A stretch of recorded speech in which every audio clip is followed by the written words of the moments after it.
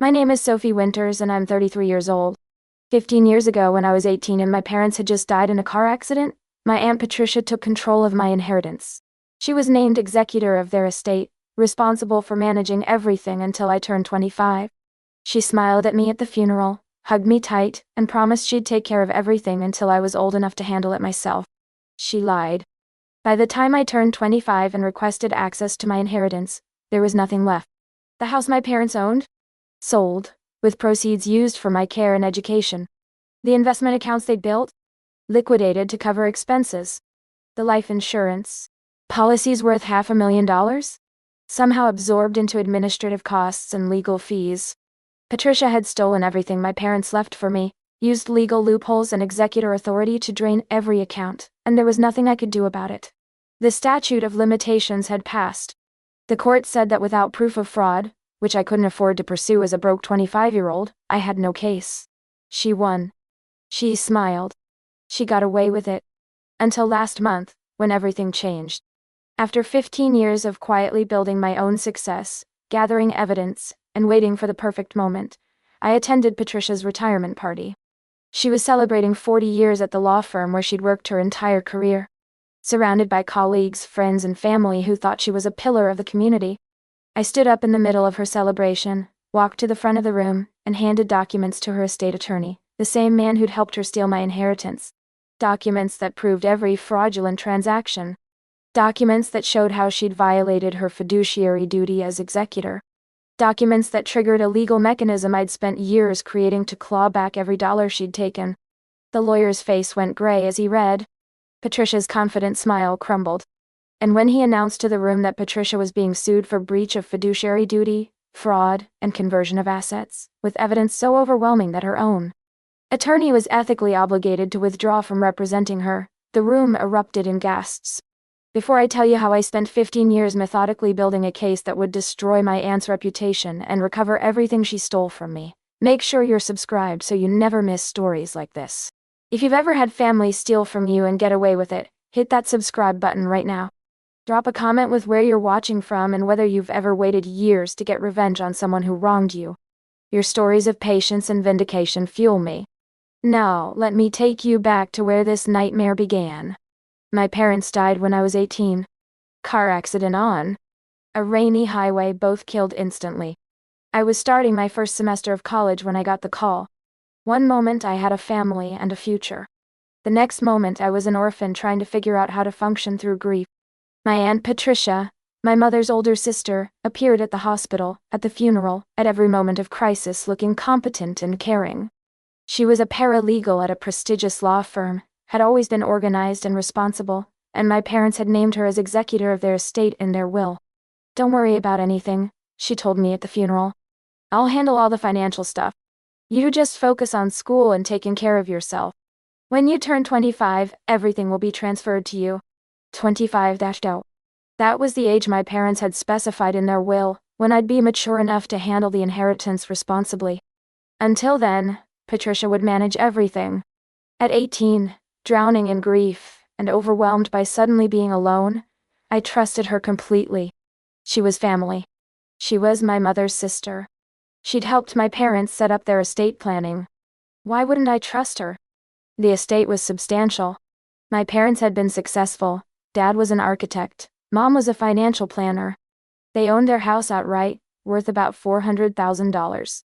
They had retirement accounts totaling $300,000. Life insurance policies worth $500,000. Investment accounts with it? Another $200,000. Total, about $1.4 million. Not wealthy by some standards, but enough to secure my future, pay for my education, give me a foundation to build my life on. Patricia was supposed to manage it until I turned 25. She was supposed to use funds only for my benefit, education expenses, living costs, necessary support. She was supposed to document everything, maintain the assets, prepare to transfer control when the time came. She did none of those things. The first year after my parents died, Patricia covered my college tuition and gave me a monthly stipend for living expenses. Nothing extravagant, enough to share an apartment with roommates, buy groceries, cover basics. I was grateful. I thanked her. Constantly. "It's what your parents would have wanted," she'd say. I'm just making sure you're taken care of. I noticed she'd sold my parents' house about 6 months after they died. When I asked about it, she explained that maintaining an empty house was expensive and risky. Better to sell it and invest the proceeds. The money's safe, she assured me. Everything's being managed properly. When you turn 25, you'll get a full accounting. I was 19, grieving, focused on getting through school. I didn't question her. Over the next few years, I'd occasionally ask about the estate. Patricia always had answers. Everything's fine. The accounts are growing. You're doing great in school. Your parents would be so proud. Don't worry about money stuff, just focus on your education. I graduated college at 22 with a degree in computer science. Got a job at a tech company. Started building my own career and income. I was still getting a small monthly stipend from Patricia. She said it was from the interest on investments. But I was mostly self-sufficient. At 24, I started thinking seriously about the inheritance I'd be receiving in a year. Started planning what I'd do with $1.4 million. Pay off my student loans. Buy a house. Invest in my future. I called Patricia. I'll be 25 next year. Can we start preparing for the transfer? I'd like to understand everything, where the accounts are, how the investments are performing. What I'll need to do to take control. There was a pause. Of course, sweetie. Let's schedule a time to go over everything. I'll get all the documents together.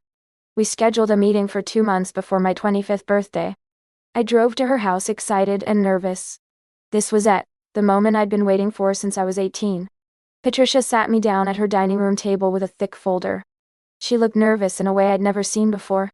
Sophie, there's something I need to explain. The estate, it's not quite what you're expecting. My stomach dropped. What do you mean? Managing your parents' estate for 7 years has been expensive. There were legal fees, administrative costs, property maintenance before the house sold, tax implications. I've documented everything, but the bottom line is that after all the expenses, there's not much left. How much is not much? She slid a document across the table. A bank statement showing a single account with $32,000. I stared at it. Where's everything else? Where's the $1.4 million? It's been spent on your care, your education, your living expenses for 7 years. Sophie, you have to understand, raising a teenager, putting you through college, supporting you through graduate school. I didn't go to graduate school. Well, undergraduate then? The point is, it was expensive. I documented everything. She pulled out more papers, page after page of expenses, receipts, invoices. Was legitimate and necessary. I started reading. $2,000 a month for living expenses when she'd only been giving me $5,000 for educational consulting I'd never received. $15,000 for psychological counseling I'd never attended. $20,000 for estate legal fees that seemed wildly inflated. These aren't real, I said, my voice shaking. Half of these things never happened. They're documented expenses approved by the probate court. Everything was legal. You stole from me. You stole my parents' estate. I managed the estate according to my fiduciary duty. I'm sorry there's less than you expected, but that's the reality of how expensive it is to raise and educate a child for 7 years. I wasn't a child. I'd been 18 when they died. I'd been in college, working part-time, mostly self-sufficient. And even if every expense had been legitimate, the math didn't work. $1.4 million couldn't have been spent on me in 7 years unless she'd been paying for things that never existed. I want to see the full accounting. Every transaction. Every receipt. I want an audit. Patricia's expression hardened. You can request that, certainly. But I should warn you that legal fees for audits and litigation are expensive. And the statute of limitations for challenging executor decisions is 5 years from the date of death. Your parents died 7 years ago. Even if you found improprieties, which you won't, you'd have no legal recourse. She'd planned this. Waited until the statute of limitations passed to give me the accounting. Made sure I couldn't challenge anything by the time I learned the truth. If you're already furious on my behalf and want to see how this ends, smash that like button right now. Because what I'm about to tell you took 15 years of patience, planning, and slowly building the perfect revenge. Drop a comment telling me, have you ever had to wait years to get justice? I want to know I'm not alone in this. I left Patricia's house that day in shock. Drove home, called a lawyer I couldn't afford, got a free consultation. Is there anything I can do? I asked. The lawyer reviewed the documents. The expenses look fraudulent to me. But your aunt's right about the statute of limitations. It expired 2 years ago. And even if we could get around that, you'd need to prove fraud, which requires extensive investigation and expert testimony. We're talking hundreds of thousands in legal fees to potentially recover assets that may not exist anymore. So she just gets away with it, unless you have unlimited resources to pursue this. Yes. I'm sorry. I spent weeks in a depression so deep I could barely function. My parents had left me security, had planned for my future, had tried to take care of me even after they died. And my aunt had stolen it all, used legal technicalities and executor authority to drain every account, and smiled while doing it. I thought about confronting her publicly, telling everyone in the family what she'd done. But who would believe me? She had documentation for everything. She had legal approval for her decisions. I was the 25-year-old kid claiming her respectable aunt was a thief. So I made a different choice. I decided to wait. I got serious about my career. Took every opportunity for advancement. Worked insane hours, learned everything I could, pushed myself to succeed. Within 3 years I was making 6 figures. Within 5 years I'd been promoted to senior engineer. Within 8 years I was director of engineering. I lived frugally. Saved aggressively. Invested wisely. Ironic, given that my mother had been a financial planner and her sister had stolen my inheritance from her. Every dollar I saved felt like a reclamation of what should have been mine. And I gathered evidence. Quietly, methodically, obsessively. I hired a forensic accountant to review every document Patricia had given me. We found patterns of fraud, services billed that were never performed, vendors that didn't exist, expenses that were wildly inflated. I tracked down every financial institution my parents had accounts with, requested historical records, built a timeline of when accounts were liquidated, where money was transferred, how Patricia had systematically drained the estate. I found the real estate records showing my parents' house had sold for $420,000, but Patricia had only reported $200,000 in the estate accounting.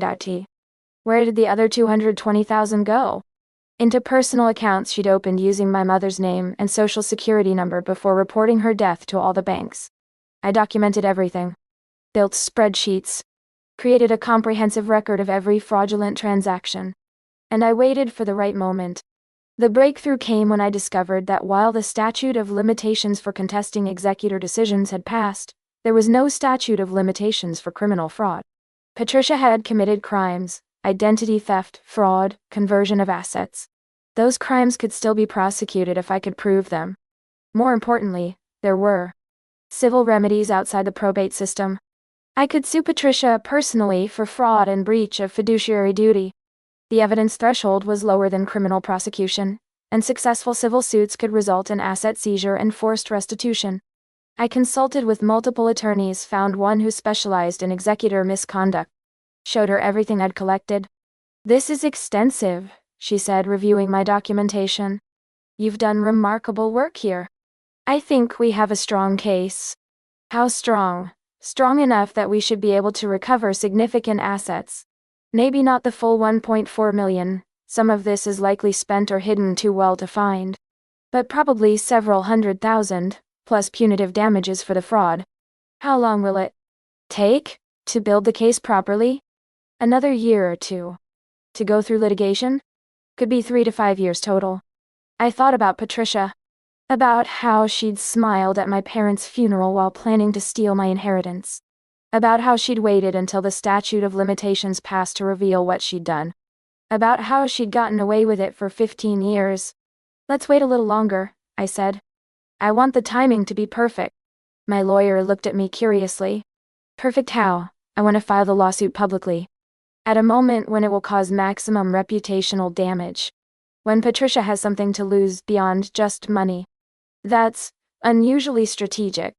She stole 15 years of security from me. I want her to lose more than money. I want her to lose the respect she's built her life on." Over the next 2 years, we built an airtight case. Deposition transcripts from the vendors who'd never provided services to me. Banking records showing fraudulent transfers. Expert testimony about executor misconduct. A forensic accounting showing that Patricia had diverted approximately $900,000 into personal accounts, spent on herself and her own family. And I waited for the right moment to strike. That moment came when Patricia announced her retirement party. 40 years at the law firm, Daddy. Big celebration. All her colleagues, all the attorneys she'd worked with, all the prestigious legal minds who thought she was competent and trustworthy. The perfect audience. I RSVP'd to her retirement party. She was surprised. We hadn't spoken in years, and our relationship had been cold since the inheritance reveal. But she accepted graciously, probably thinking I'd moved past my resentment about the estate. She had no idea what was coming.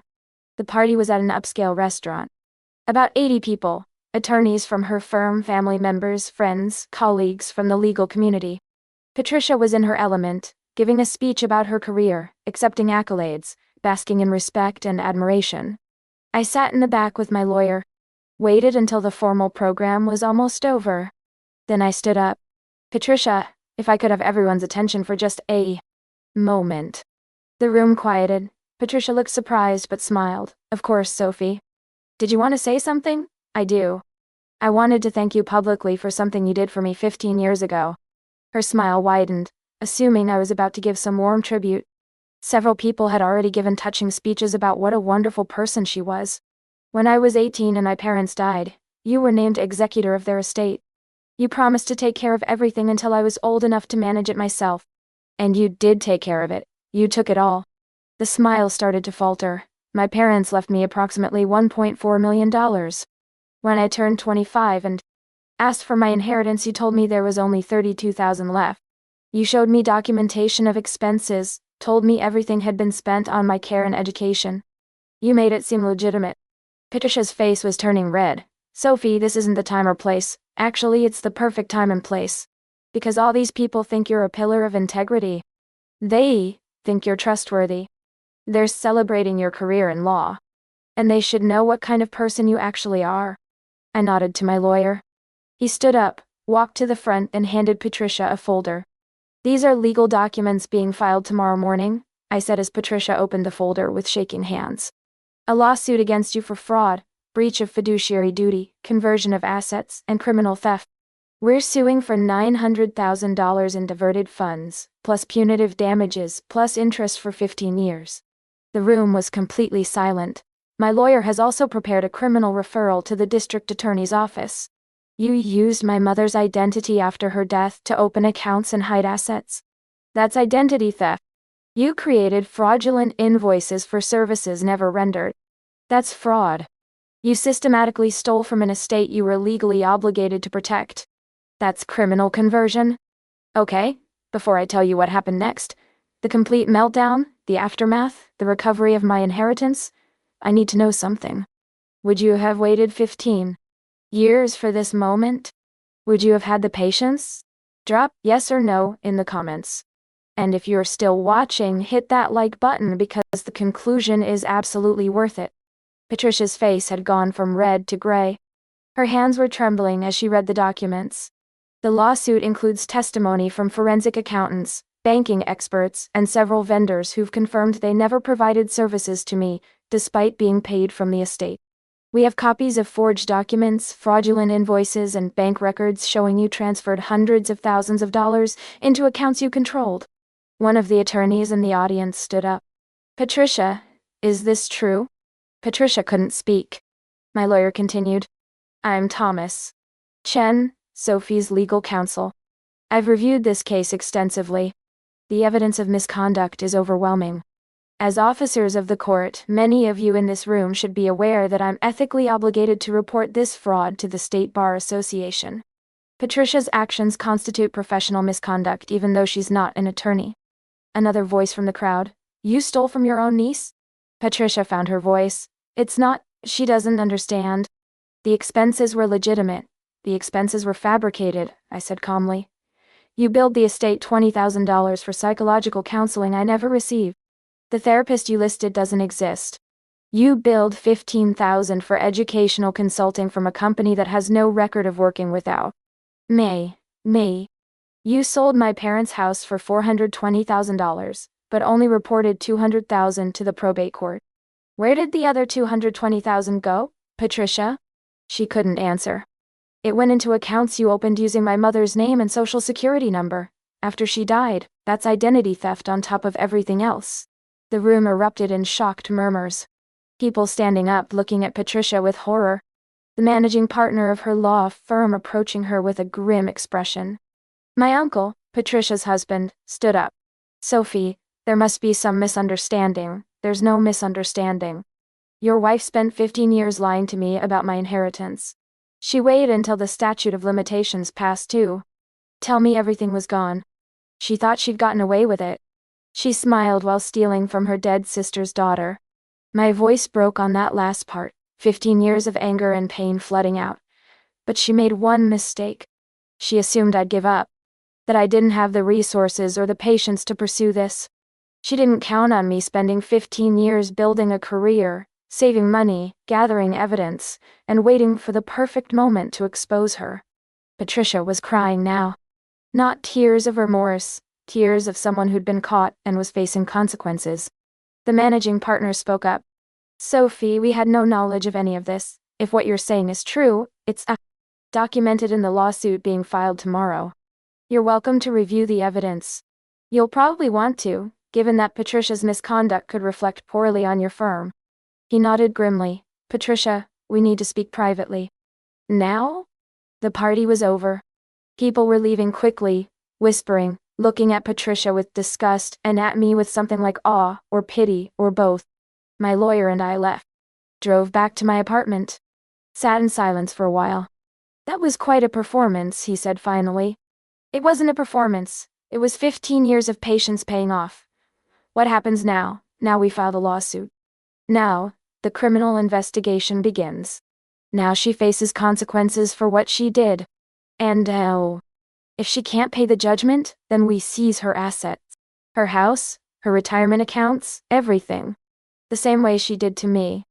The lawsuit was filed the next morning. It made local news. Local woman sues aunt for stealing $900 inheritance. The legal community was scandalized. The firm Patricia worked for immediately placed her on leave pending an internal investigation. Within a week they'd terminated her employment.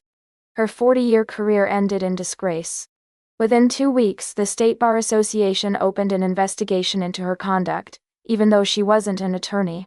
The results could affect attorneys who'd worked with her or relied on her paralegal work. Within a month, the district attorney's office confirmed they were pursuing criminal charges. Identity theft, fraud, conversion of assets. Potential prison time. My uncle filed for divorce. Said he'd had no idea what Patricia had done, couldn't be married to someone capable of that betrayal. I believed him. He'd always been kind to me, and his shock at the retirement party had seemed genuine. The legal battle took 2 years. Patricia hired attorneys, tried to fight the case, claimed the evidence was misleading. But the documentation was overwhelming. Forensic accountants testified about the fraudulent transactions. Experts explained how she'd systematically looted the estate. Her own banking records showed unexplained deposits that corresponded exactly with when she'd liquidated my parents' accounts. The judgment came back in my favor. Patricia was ordered to pay me $850,000 plus interest, totaling just over $1 million. The court also awarded me attorney's fees and punitive damages for particularly egregious fraud. Patricia didn't have that much in liquid assets. So the court ordered the sale of her house, the seizure of her retirement accounts, the garnishment of any income.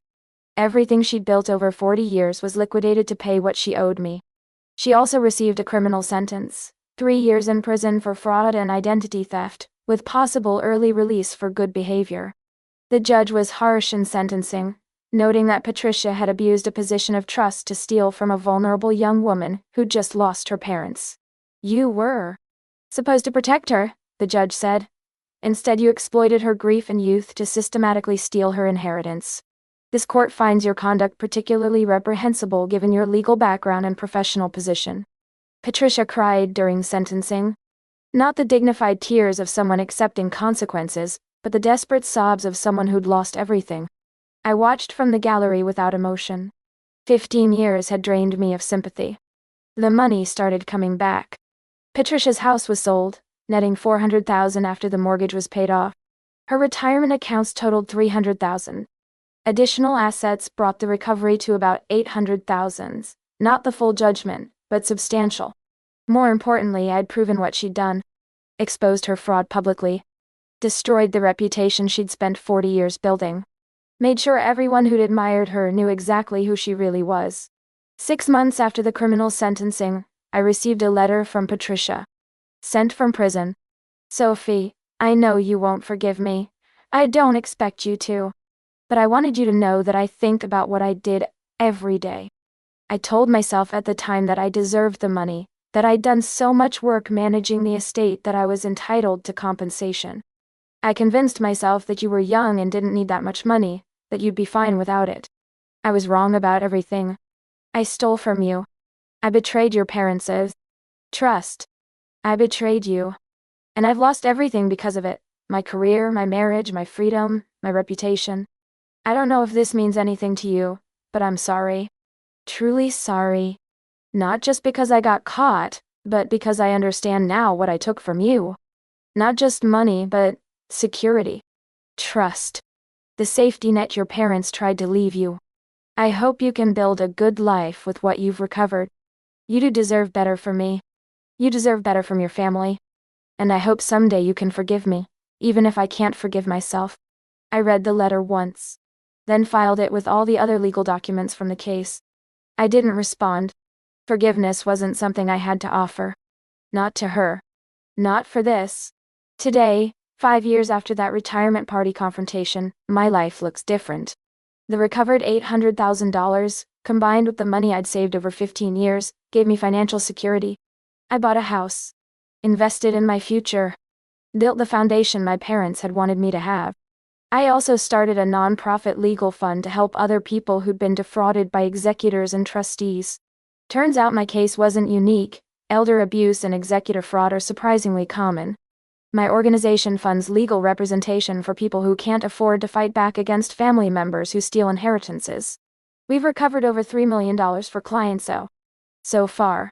Every case feels like justice not just for them but for my 18-year-old self who didn't know how to fight back.